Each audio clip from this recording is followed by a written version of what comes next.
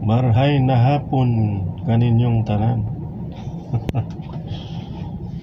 Bisaya Bicol. So guys, ang pagbabalik, nag-record lang ako ngayon kasi paano na, pa 5 months na yung YouTube page ko, wala pang upload. So ngayon nag video ako para may pang upload. I-share ko lang tong Suzuki Carry Utility Van, 6 months of ownership.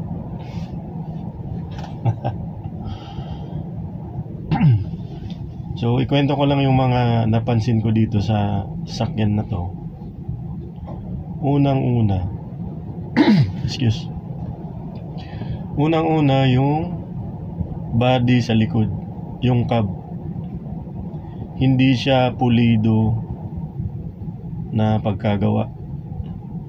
Especially sa pangilalim, mapapansin nyo may mga kalawang na agad sa mga gilid. Sa mga kantuhan may mga kalawang na. Tapos manipis yung pintura. Yun, manipis ang pintura guys. Pati sa loob mapapansin nyo rin na may mga konti lang naman, pero kinakalawang kasi. Medyo may kalawang ng konti. So di ba, wala pa naman 1 taon to, tsaka hindi pa naman masyadong nagagamit.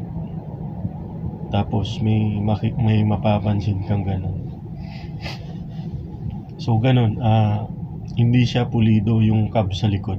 Pero itong dito sa driver part, dito sa unahan, napaka pulido, ang kinis, tsaka makapal yung pintura. Kinis siya. Ayan yan, maganda siya.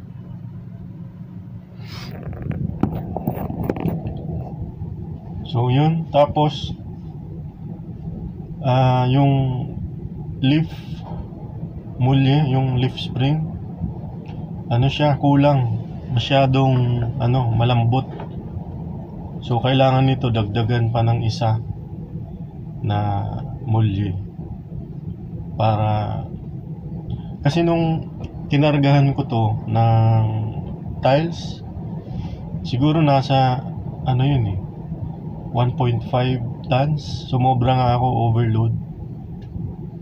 Pagkatapos ko nun maihatid, napansin ko parang lumiyad yung mulye. Tapos parang bumaba na yung yung clearance niya sa may anong tawag niyan, sa fender. So parang pag siya tiningnan mo side view, parang nakatingala na siya. Mas mataas yung clearance ng gulong sa front wheel kaysa sa rear wheel. So yun yung pangalawang napansin ko. Tapos ano pa ba? Pagdating naman sa makina, okay naman siya, malakas ang hatak.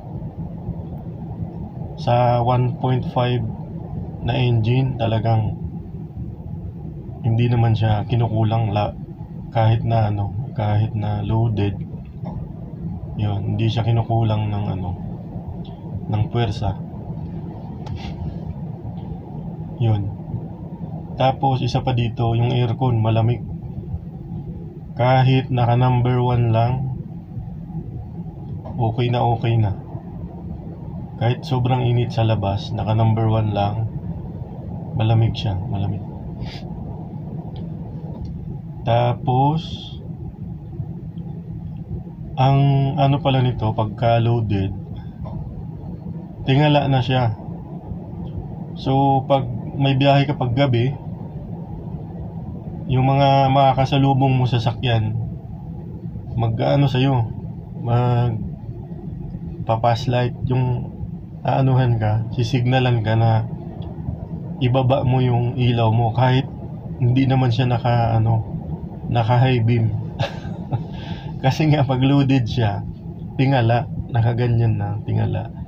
So, yung epekto nun, yung ilaw, kahit naka low beam, parang naka high beam na rin kasi nga sa likod, mabigat. So, yun yung mga napansin ko. Sa naman, pagdating naman sa gulong, okay lang siya na ganyan, na pang multicab yung gulong, maliit.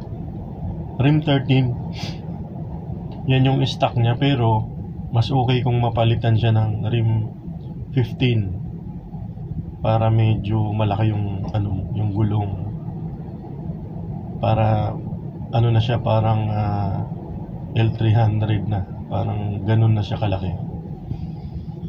So pagka ganito kasi stock na gulong, parang yung iba akala nila multicab.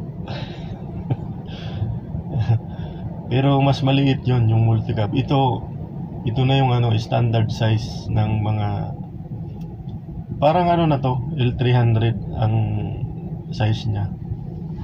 Yun. So ano pa ba yung mga napansin ko ditong kakaiba?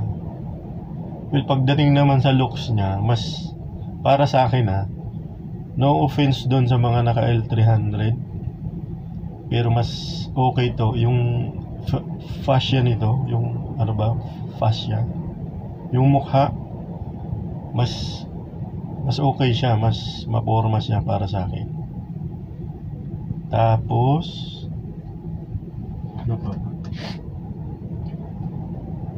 pagdating naman sa sa upuan, sa likod, okay siya kasi nga yung isang yung isang haba ng upuan, nahati yun sa dalawa. So bali kung ititiklop mo siya, dalawa yung ititiklop mo.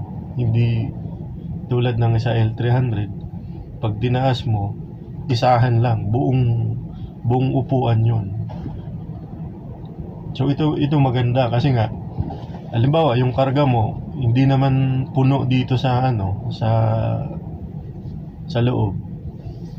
So pwede mong ibaba yung hindi inabot ng karga mo. Pwede yun upuan, 'di ba? Yun yung isang magandang naisip ng Suzuki Carry, na hindi isahan lang yung pagtaas ng upuan sa likod.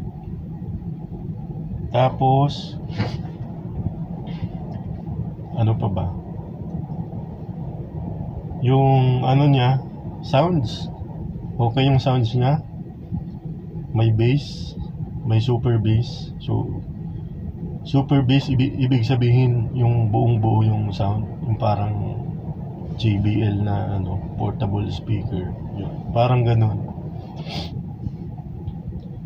Tapos pagdating naman sa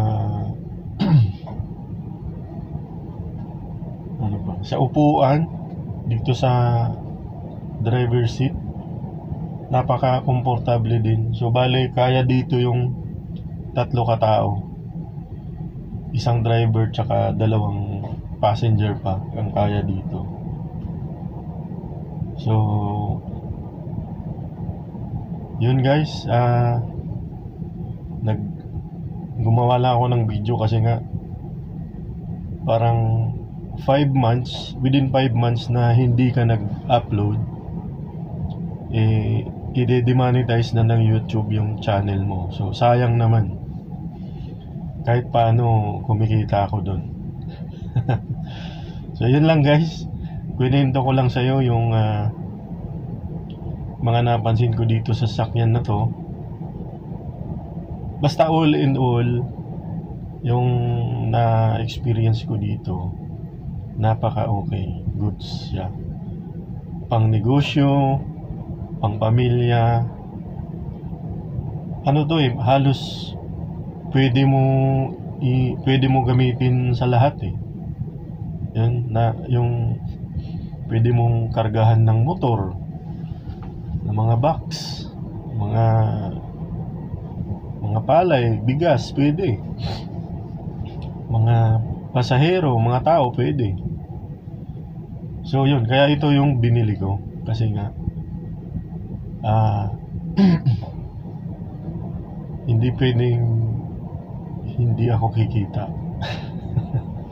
Tulong din yan sa amin. So yun lang guys.